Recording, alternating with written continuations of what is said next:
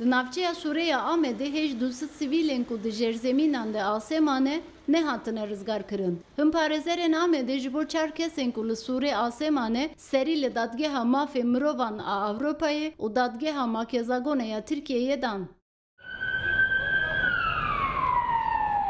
Li dadgeha Makezagonê ya Tirkiyeyê hemû serlêdan bi hinceta ambulans diçin lê ew kesên ku di jêrzemînan de dernakevin red kirin. Ji serlêdanên dadgeha Ewropayê jî hêj tu encam derneketiye. 4 başvuru yaptık.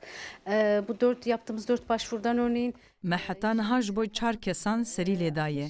Yek heftê û heft saliye û lingê wî kangrem bûye. Nikare ji Sûrê derkeve. Dadgeha destûrî hemû serlêdanên me red kirin. Dadgeha mafên mirovan a Ewropayê jî heta niha ti biryar nedaye. Dibêje me daxwazên we ji hikûmetê re gotiye, divê hikûmeta Tirk tedbîran wergire. aile bireyleri de çıkarılıp tutuklandılar.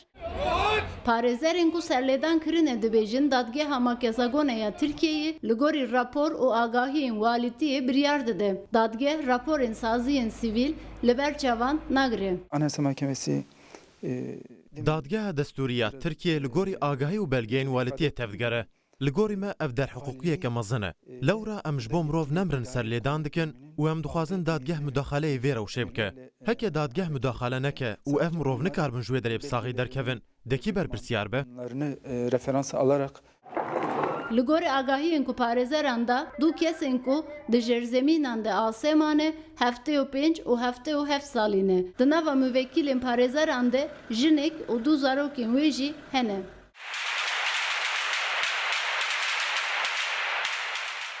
Hukuknas ditirsin beriya ku dadgeha mafê mirovan a Ewropayê biryarekî erenî bide ew kesên ku li Sûrê asêmane bêne kuştin. Gönül Morkoç, Rudao, Ahmet.